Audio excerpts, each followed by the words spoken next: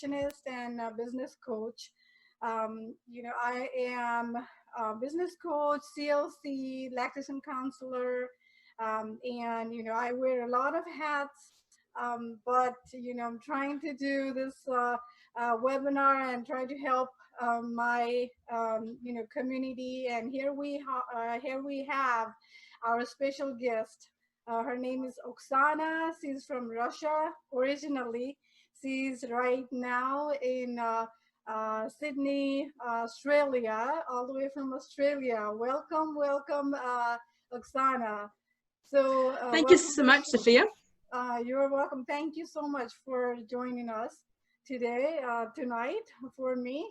I know a lot about you, depression, anxiety. You've been through a lot in your life, and that's why you're trying to break the wall and break the ceiling, whatever, and try to help your community right now. So talk to me about yourself. Tell me about yourself a little bit, and so that our audience will know you better. Of course. Thank you so much, Sophia. It's my pleasure to be here. It's quite interesting because I am actually, communicating with you from the future. So good news is that everything is good in the future. It's 11 a.m. on Friday. Awesome. So, yeah, as we've touched base previously, you do know a little bit about my story. I would love to be able to share this with your listeners as well. So, I guess it all started for me. I refer to it as my self-discovery journey, ultimately, because in the end of it, it's what you make out of it. It's what you decide for it to be. It's what you call it. That's exactly what it's going to be. My self-discovery journey was triggered by, as you correctly mentioned, I am Russian, so I moved to Sydney in 2008 to study, and then it just kind of happened that I never went back. But basically, what was happening, I was taken out of the known and absolutely dropped into the unknown. So I moved by myself. My family's still back in Russia.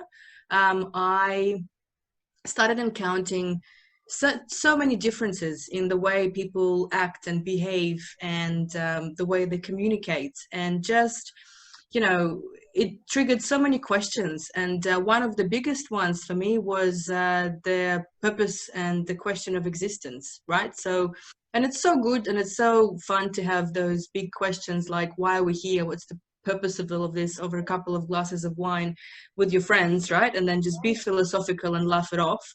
But for me, it was so much deep down to my core then, and I couldn't really answer. I didn't have any answers. And that's when I started spiraling down to all of those very deep and dark places, like not just why are we here, what's the purpose of this, are we ever going to be happy, what's happiness, is this it, is this enough, what is enough for me? So I embarked on my self-discovery journey. The first stop was I would refer to it as clinical approach. And the clinical approach is just, seeing clinical psychologists and psychotherapists, right? I would refer to it now as a Band-Aid effect for me personally. And don't get me wrong, they're there for a reason. They're there to fulfill their job, to fix the chemical imbalance in someone's brain with certain medication. Totally appreciate it. However, I don't believe that one approach fits all.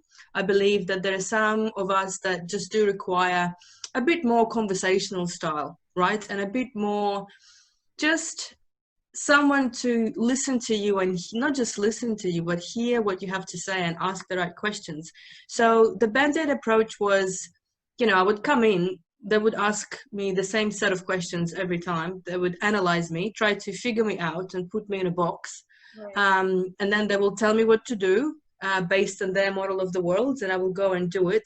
But unfortunately, it was never sustainable for me. Like every time I would go back, 2 days or 2 weeks, whatever, and it will just relapse to square one. Because ultimately what I understand now, all of those solutions, they were not coming from me, they were coming from them. And it was not sustainable at all. And that's when I decided that I would like to find something that would work for me, because the approach, it was just not working, and it's simple as that. So I've literally embarked on this journey of self-discovery, you know, reading way too many self-help books. And there was at some stage, even before I still used to have hair, before I shaved my head recently, I thought it was such a great idea to become a Buddhist, just because there are so many aspects of it that was appealing. And you know how it was, like literally the decade through my 20s, I was just trying things on, you know, does it fit? Right. And yeah, little bit here, a little bit there.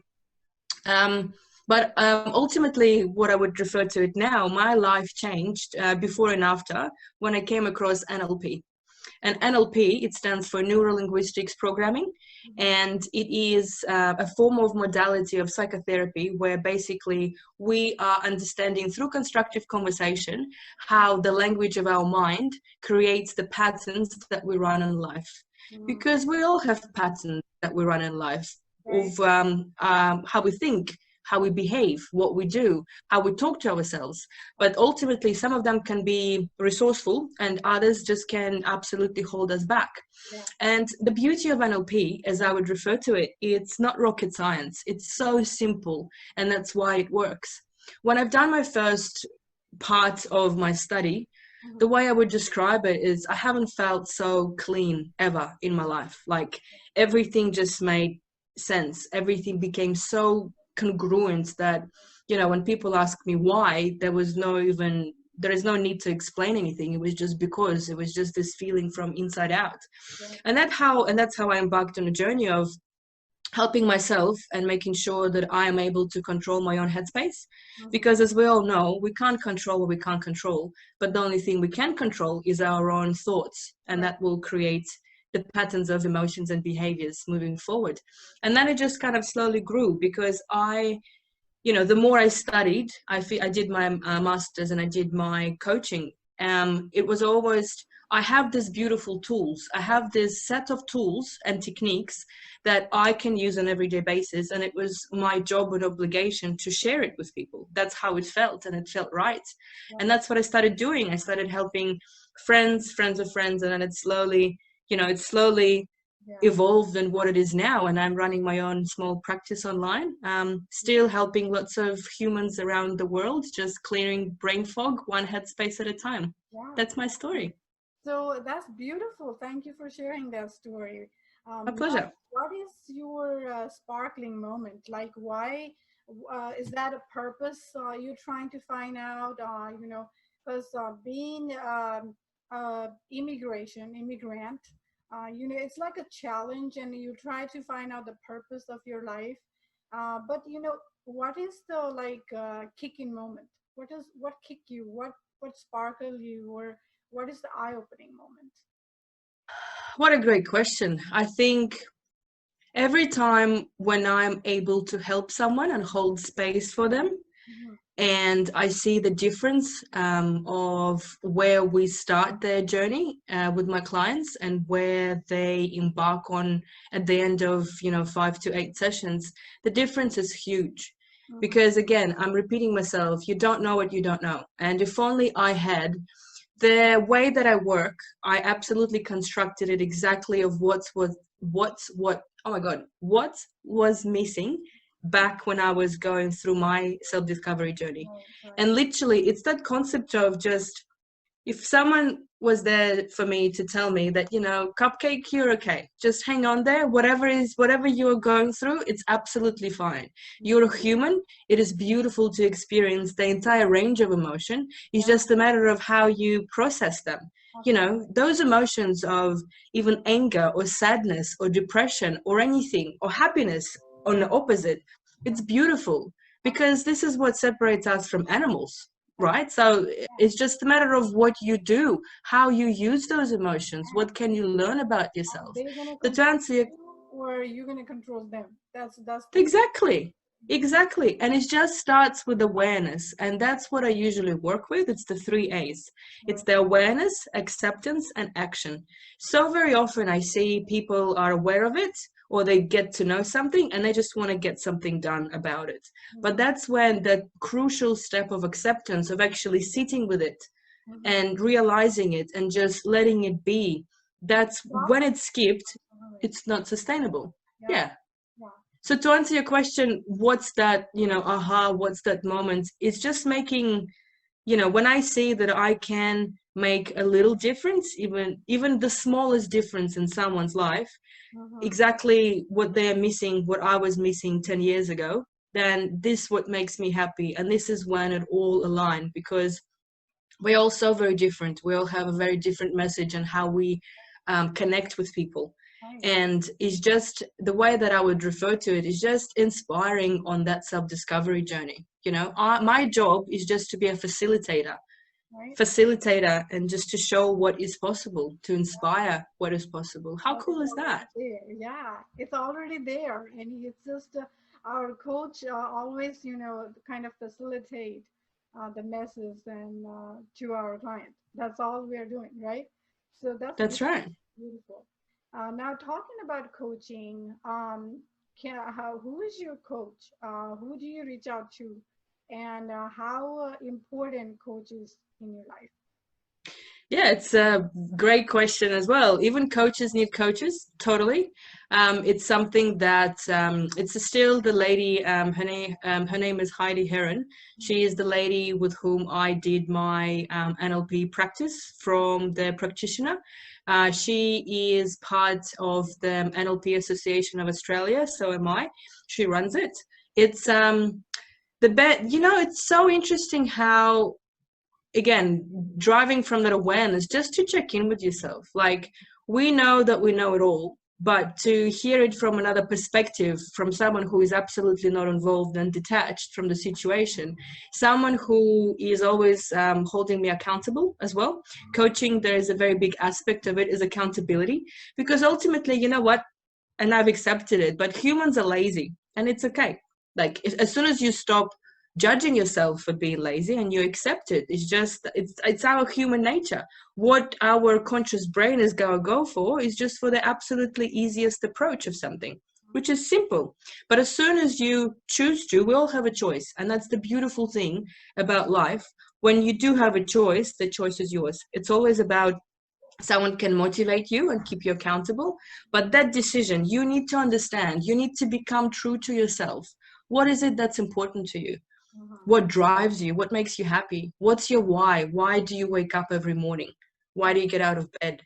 And this is when, for me, coaching, and even, coaching, it's a very broad aspect. Usually coaching is based on, goal setting and strategy and achieving things. But the reason why we sometimes are not there, that is ultimately always going to be a part of therapy, because there is something that's holding you back. Right. Again, and those blocks and patterns, they just might need to be cleared When through you constructive conversation, uh, through visualization processes, anything that needs to be done at the time. But absolutely, it's always so beneficial to, and it's not necessarily that I check in every week. Sometimes when I need to, I do. But even with the way that I construct my practice, usually, the initial consultation and the suggested amount of sessions will be between 6 to 8 to actually fulfill the desired outcome. But then, as I always say, majority of my clients, they're able to take it on their own because they have all the tools they need to achieve what they would like to achieve. like you And said, then they will just touch base every month. Yeah.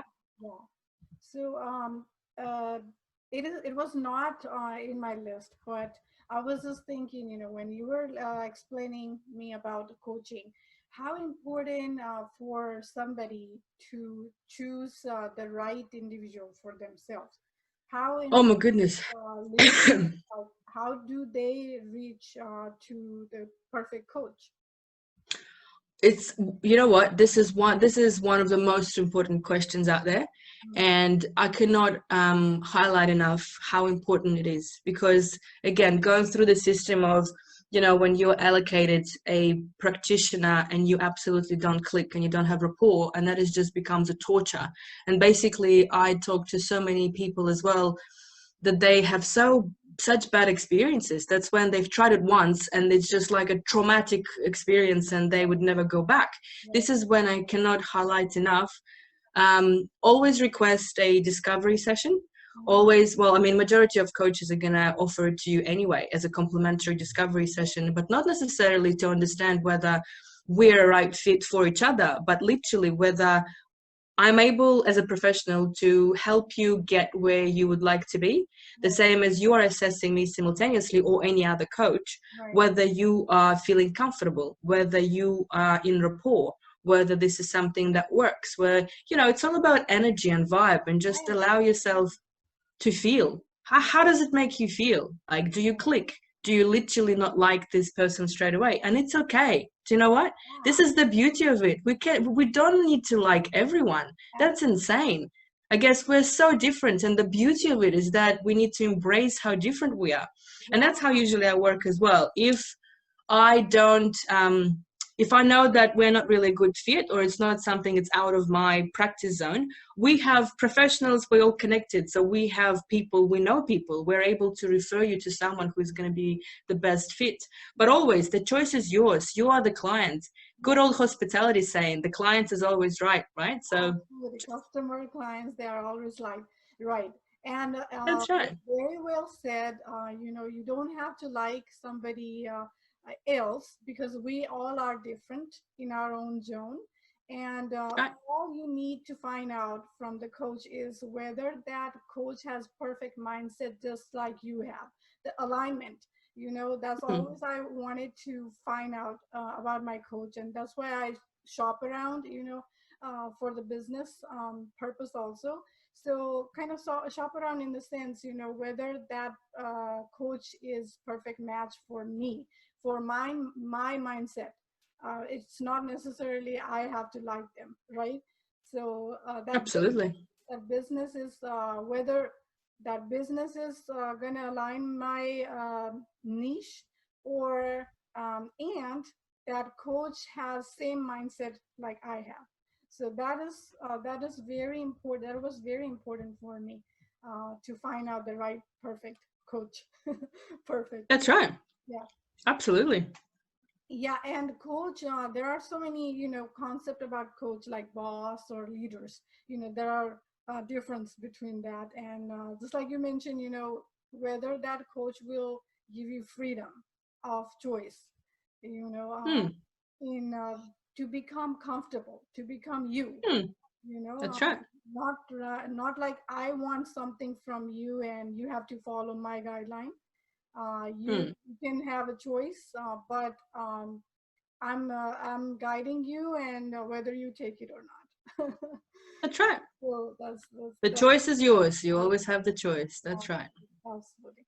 So, what kind of guidance, what kind of advice would you like to give to those individuals who really want to, you know, shine at this moment during quarantine? You know, it's kind of challenging moment for everybody. Hmm.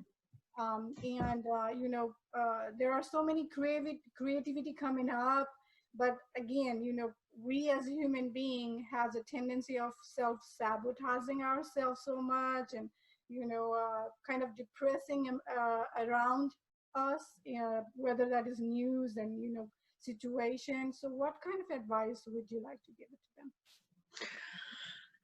I think the most important thing to start with, and this is something that we take for granted, is just to get in tune with yourself. We ask just like we ask other people all the time, how are you? Hi, how are you? We ask people at the checkout, at the grocery store, at the pharmacy. We just, you know, we say hello, how are you to strangers. But like, why are we not asking this question ourselves? For me, ultimately, my mantra at the moment, before the ISO life, it was one day at a time. Now during ISO life, it's 1 hour at a time when needed. Check in with yourself. How are you? Cupcake, what's happening? Are you sad? Are you happy? Are you sore? Like, I don't know, is something in pain? It's okay. Just check in with yourself, because create that awareness, create that connection with yourself. And this is all for me. It starts with state management. When you're aware, again, you don't know what you don't know. When you are like this, you know, hamster in a wheel, just go. And this is what this pandemic is, you know, ultimately, if you would like to reframe it, is giving us an opportunity to slow down and to finally check in with ourselves, check in with our surroundings, and just to see what's working for you. Like, are you okay? Do you need to set some boundaries? Are there people that are taking advantage of you? Are you exhausted? Do you need to fill your cup? Yeah. All of those questions, just tap in with yourself, just tune in. How are you feeling? And as soon as you understand, that's when you create awareness, that's when you sit with it, you're accepting it, and then you're able to do something about it. Whatever that needs to be done. Is it something that you need to implement more self-care routines? What are you doing for yourself? Are you eating healthy? Are you going for a walk? Are you giving your, the device free time? Are you reading enough? Like what sort of information are you putting into your brain? Do you need to set boundaries? Are literally people, are you just give, and everyone take, and you are exhausted? How are you filling your cup? Are you moving enough? All of those things, little things, like what is it something nice that you've done for yourself? Like even now, I have a candle going just because it makes me happy. Yeah. Something so small. Yeah. So this is the state management part, but also inevitably we live in and through time, so we would like to plan things, right? And we all have goals and desires, and it's something that you'll need to tap into as well. How do you plan? What do you do? Are you using effective strategies and things like that?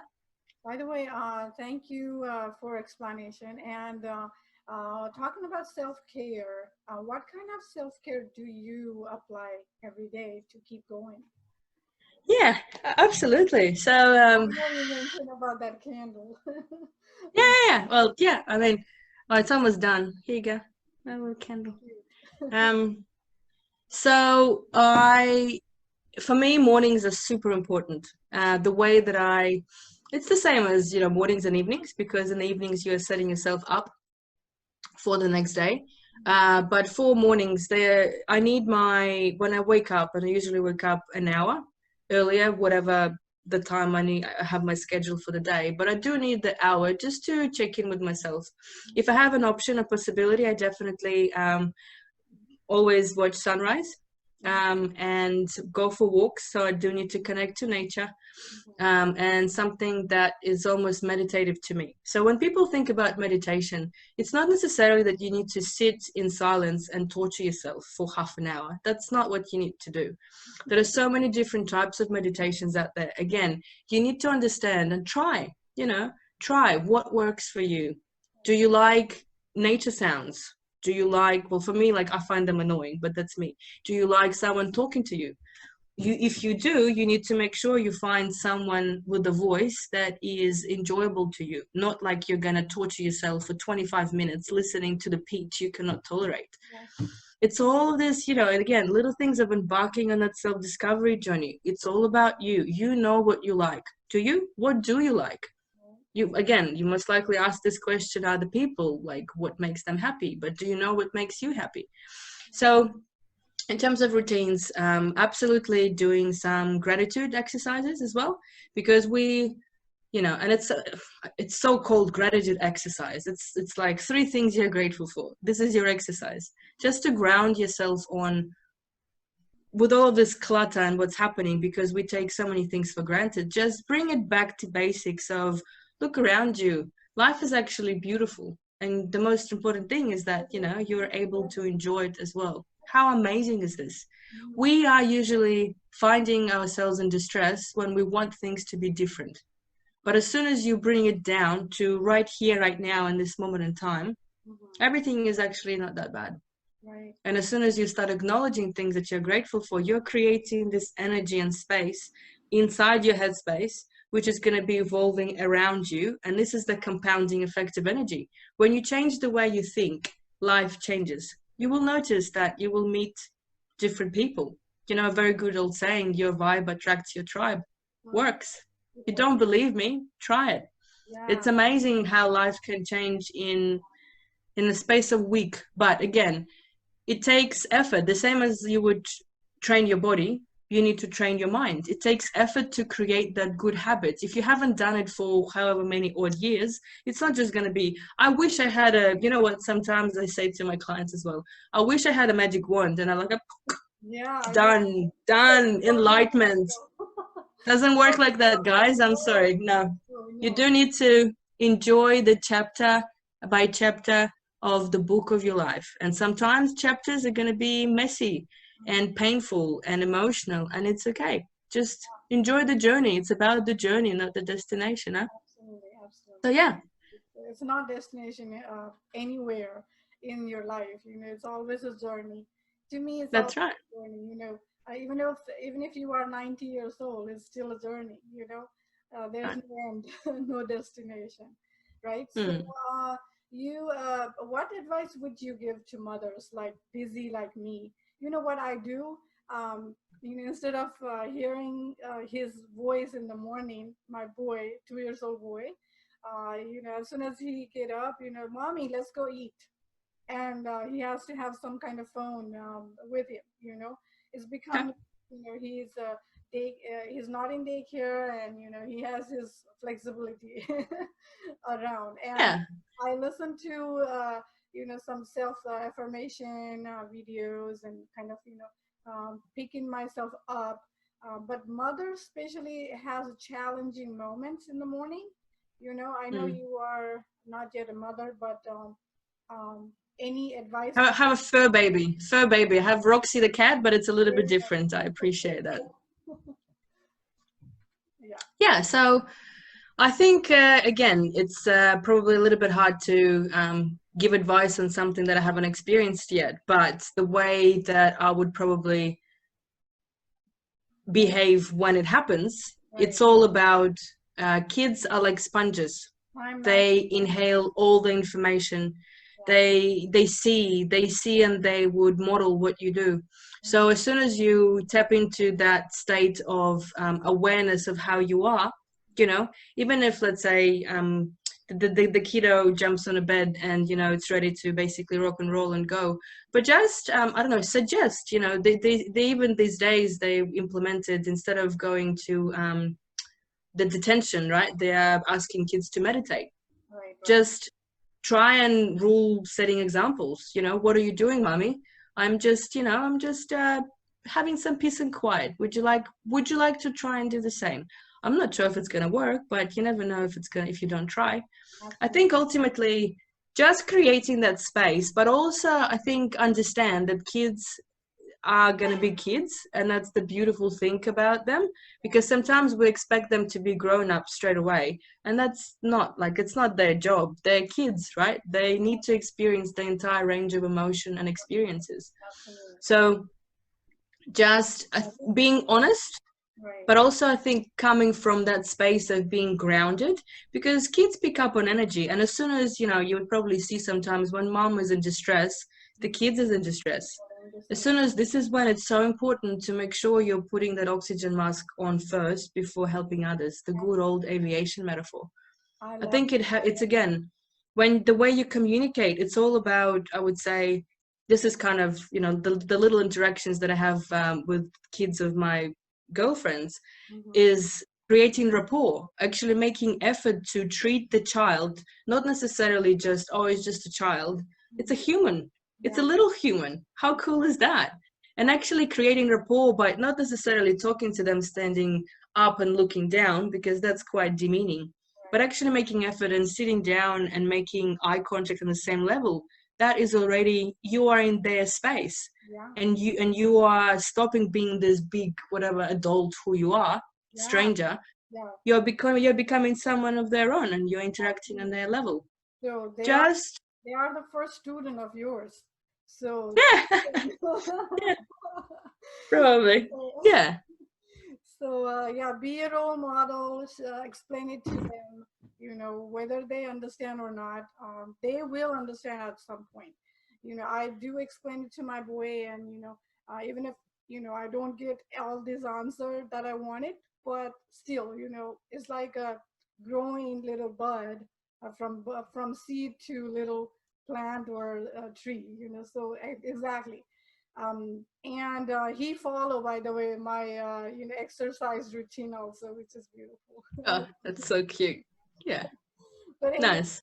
yeah, but thank you so much for all of these beautiful tips. Even though it wasn't, Okay. I know it was pop up from nowhere, but Yeah. explanation. Now I know you can't wait for your topic to be to present. So yeah, go ahead. The stage is all yours, and enjoy and have fun. And I'll be just having fun with you. Goal setting. I love this topic, by the way. Anybody can utilize this topic, and you don't have to be certain coaches for following this tips that you're going to share with us. Absolutely. I am just trying to share my screen. Here we go.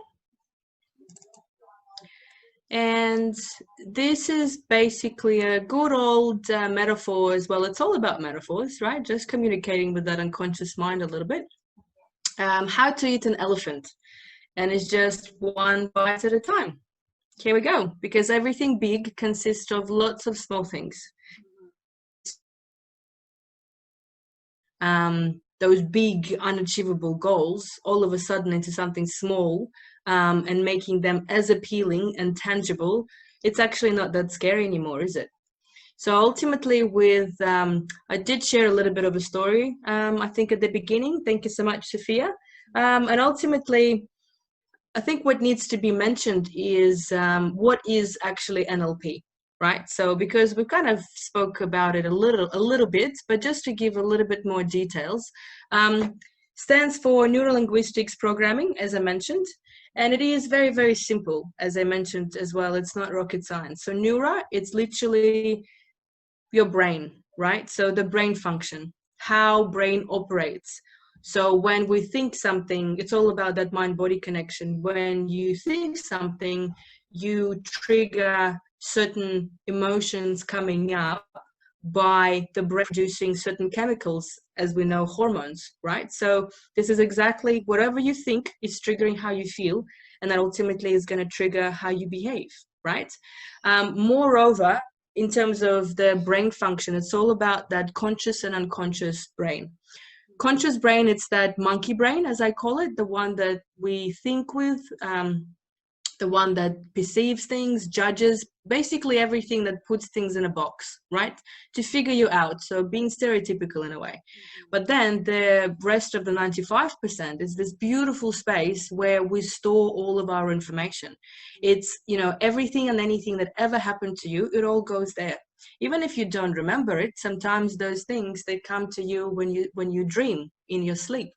But also, even more importantly, that's when that unconscious brain is operating your body. So we don't really think to breathe, right? It happens automatically. We don't think to digest. It happens automatically. This is how that 95%, that beautiful unconscious brain, it's always on. It's always listening. This is why it's so important to be aware of the words you're using. And this is what comes to the second letter, which is L, linguistic. It's not necessarily the language that we talk to each other with, but more importantly, it's that internal dialogue. How are you talking to yourself? Are you nice to yourself, or are you a bully to yourself? Is it something that you could actually change? And then as a sequence of events, through repetition, as we all are aware, the more you do something, it becomes a habit. But this is ultimately classified as programming. So how our mind organizes into patterns, beliefs, behaviors, emotions, and thoughts. And as you could imagine, they can be resourceful. It can be something that's helping you achieve your desired state. But sometimes it's those patterns of behavior that are actually holding you back. And this is when, through constructive conversation and visualization techniques and NLP modalities, that's when we can approach how it can be different. Just very, very quickly, I'm not going to bore you with, once upon a time, who did it and all of this. But ultimately, I think it's quite interesting to understand that NLP as a psychotherapy is very, very fresh. So it's only been established in the 70s, right, in the US by John Grinder and Richard Bandler.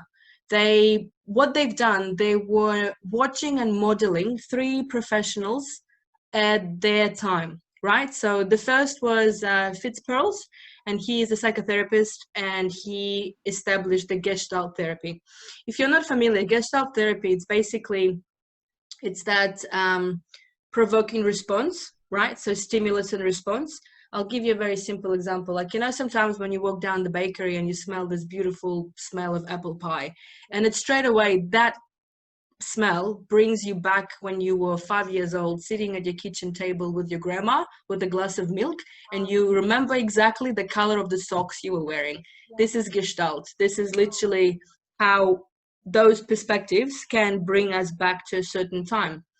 As you can imagine, there can be nice ones, like I've given you just example of, or there can be some negative, right? So this is something that can be cleared.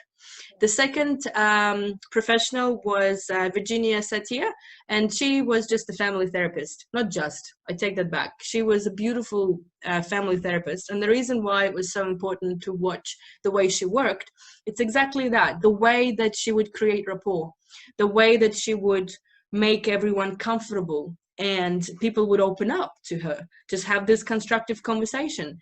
Specific ways that the questions were asked, the way that she would appreciate each and every person as a human being, not because they, you know, they owned something or had something, just because you're human and you have a life, and that is a miracle in itself. And last but not least, Milton Erickson, you know, he is a godfather of hypnosis. So lots of inductions are used in NLP processes as well. Again, so important to notice what language we use, how the sentences are structured to communicate with that unconscious mind. So this is just in a nutshell what NLP is all about, but I would like to jump into the concept of Disney planning strategy. And what it is, ultimately, it's a very simple approach to start breaking down and realizing how we make our decisions and how we plan. And not just how, but how to make it more beneficial and more structured. Because ultimately, you know, we all have good old New Year's resolutions, right? That never come to play. And it's okay, because we think about it and then that's it. We never do anything about it. Well, first, very, very big step is everything that's in your head, it's just a fantasy. It's just, you know, it's just good thing to have, maybe. As soon as you start taking out things out of your head and into the reality through writing them down, you know, people, good old lists, or if you are good with voice messages. But anyway, I always say always better out than in so many cases. And in the way that you would structure the process is, again, tap in and understand. This is based on actually modeling behavioral Walt Disney, right? So the way he would approach his life and his work was he realized that there are three parts to him. And the good thing about realizing that they are parts is one day they used to be a part of a whole, right? So they're all there for a reason. They're all there while working in synergy. They can create beautiful things. So, excuse me, three parts. The first part is a dreamer. And that's when anything goes. You know, the thinking style is when you are focusing on what, and it's very, very visual. It's literally like, remember that good old magical wand? Like, imagine you have it, and anything, all of your wildest dreams, just put it on paper. What is it that you want? It's all about you are achieving it. It's all about the language that you need to use. It's all about that motivation toward. It's long term. You're planning for future. And it's all about those massive desires of yours. So go crazy. Yeah. Then it's tapping into the second part of your psychic, which is a realist. And we absolutely all have it. It's that, you know, it's that guy who just gets shit done, basically. So it's all of those to-do lists, right? So you're basically focusing on, okay, this is what I want. How am I going to get there? It's all about being very kinesthetic. It's all about action. What is that you need to do? Again, we're bringing it down from the future back to now. Slow steps now, one step at a time. This is what you do, and you're creating that list of things to do. Last but not least, we all have this critic. Very, very important to understand and separate. It's not a bully. It's not someone who is criticizing yourself. It's actually constructive criticism. So you basically tap into that analytical side of you and ask the questions, why? So what is it that needs to be done? Why is it like this? And ultimately, a very good way to start dialogue is create a list of questions that your critic would like to ask your dreamer. I'm going to say this again. Create a list of questions that when you are in your critic, what would you like to know, and ask the dreamer. And then you guessed it. And then your dreamer, when you are in that state of dreaming big, you're answering those questions. And this is how you're creating a dialogue. You're answering the questions, and then most likely there are certain things that will need to be added to that to-do list by the realist. And basically you have this discussion. Sometimes it can be a couple of days, and it's always nice to, go and revisit it. But basically your critic is going to be asking your dreamer as many questions until he or she runs out.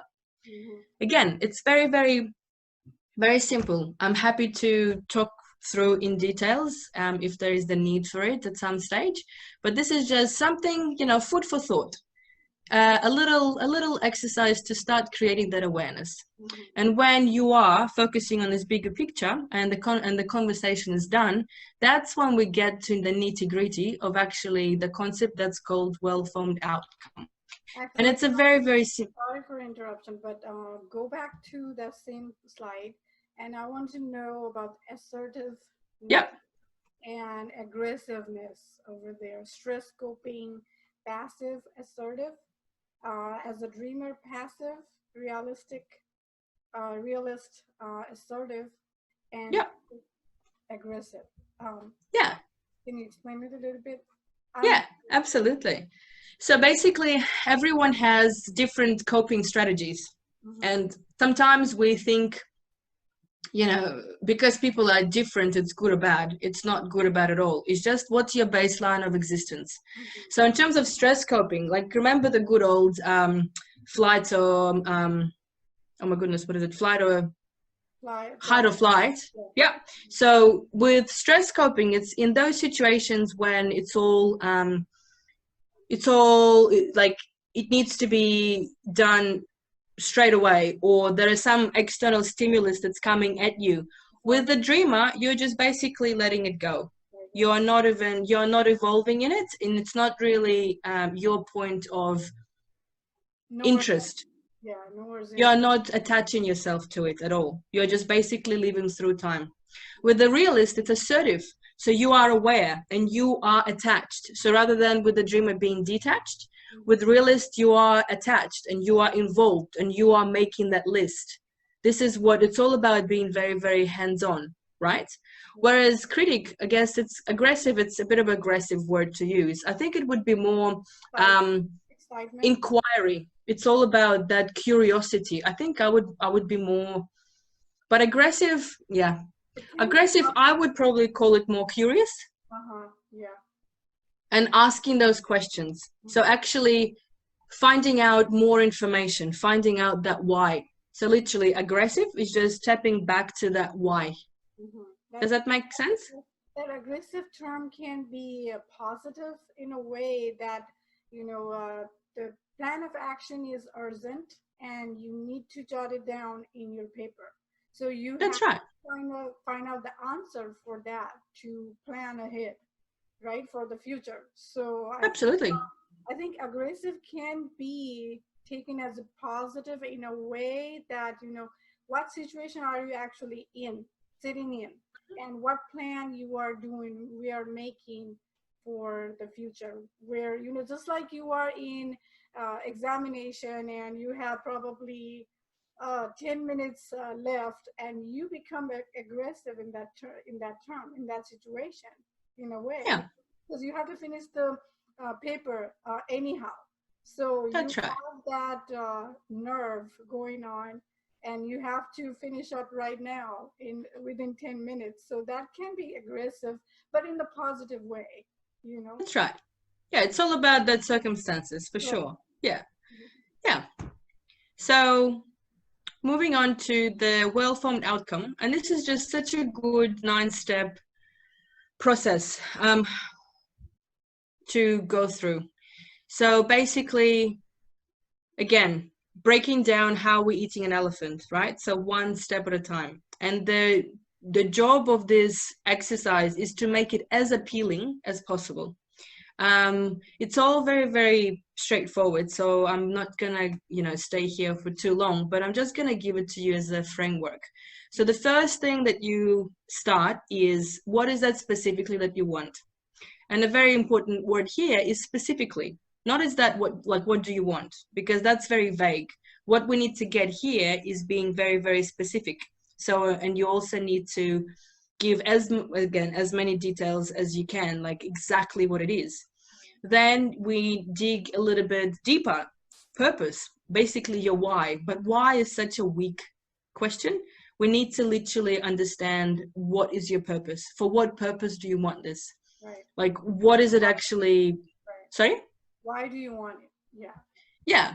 Why do you want this? But I think when you dig a little bit deeper, right? Then we're going to go into what is it that currently within your control that you can do about this to obtain it? And that's where slowly even tapping into that realist, right? So we're trying to make it as desirable, but also we are understanding what is it that you can do, right? And then you are starting to slowly manifest it, ultimately. A very, very good old, but also trendy word for now, about manifestation. You need to starting to imagine, literally, because if you can put it in your head, in the picture, this is when it's slowly starting to become your reality, because you are communicating with your unconscious mind. So where, when, and how specifically will you have this? And in terms of specific, you need to describe exactly how is it going to be in your life. So not just what it is that you want, you need to start understanding the circumstances and what's going to be changing or happening, or what is it that you need to do. So basically, we need to put that goal into our context, right? Of when, where, and how. And again, as I'm saying, it's all communicating to that unconscious and making it more real. Describing specifically, tapping into that VAC, so visual, audio, and kinesthetic. How is it going to be? Describe, like, for instance, if you would like to have a car, not just describing what color it is, the car, but how would you actually know that it is your car? Is it going to be the registration papers, right? Is it actually going to be that you're going to be signing a check? How would you know that it's yours? What do you need to do? And that's when you need to, again, even breaking it down to more steps. What steps that you would like to take to obtain this? And you are chunking this goal down to specific steps, depending, obviously, like even buying a car, like there will be different aspects of buying a car. It will be partially of actually getting the finance to the car, then doing a test drive, choosing what model, all of those steps. So you're literally doing step by step, and again, tapping into that realist, right? And then you are asking yourself, so what resources do you need to obtain this? And basically, by resources, it's not necessarily those tangible things, but maybe it's going to be some sort of attributes and behaviors, right? So maybe you're working with a busy schedule, you'll need to start allocating time to actually go and do a test drive.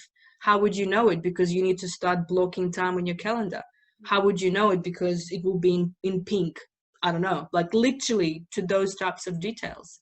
And that's when we tapping into, last but not least, or second last, what would be your evidence? And this is when you are understanding exactly how you know that it happened. And then last but not least, with NLP, it's very, very important to check in for ecology. And basically, how ecological is this outcome for yourself and for those around you? And by asking this question, you're basically checking in that you are not hurting anyone else, right? So maybe it will be awesome to have lots of money and rob a bank, but, ultimately by doing that, even if you have a good intention, it is hurting other people, right? So, and as soon as it's not ecological, then most likely it's not a very good idea to do, but always good to check. So here you go. This is Wellformed Outcome. This is just, I'm going to show you, it's a good old worksheet just with 9 questions. Something that I would highly suggest, and I use it myself as a instead of the New Year's resolutions, it's the planning tool. I would highly recommend to do this maybe every quarter. I am not as good. I'm gonna be very honest. I'm doing this twice a year, but just to also write this down, because as soon as you write it down, you can go back to it and you can see, and then you can reflect it, and that's so very powerful. And I guess last but not least, you know, I always say this: you will become what you tell yourself you are. So be very, very careful how you are talking to yourself. Absolutely. And that was my goal setting technique. Yeah, If you have any questions, that will be that was incredible, incredible. perfect. You just fired me up, and I'm just I'm so excited to explain all that answer for myself. You know, finding out the facts and finding out what really I want. You know, I do write the goal for a day or for a month, but you know, being specific, like you said, you know, it's very important in visualization. You know, for the future, who I want to be and what I would do to get there. You know, a plan of actions, and this is very essential, very necessary for those who are very busy. You know, like busy, and that doesn't mean you kind of ignore your part, your self care. This is more than likely, you know, self care, because you take care of your emotions. You know, you take care of your plans, dreams. You know, goals are pretty much you what you want, right? So they are your emotions, you know, so you are taking care of yourself, and self-care, you know, all of this you know, assemble all together to reach out to your goal.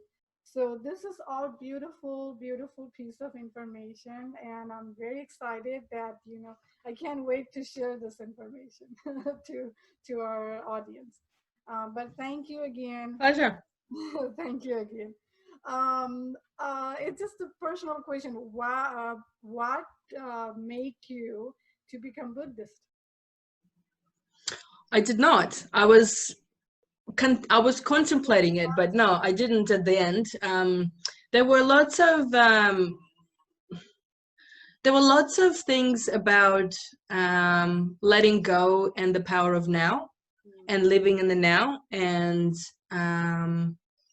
surrendering, which were very, very close, still are, but I don't think I was ready, and it's not something that I went ahead with, but at the time I gathered quite a lot of insights that were so important at the time, just again to add to that self-discovery journey. But no. As I said, I thought it would be a good idea, but no, I did not go ahead. I just decided to shave the head instead. So here you go. Beautiful, beautiful. Because you know, in Nepal also, as you know, I'm from Nepal, and Yeah.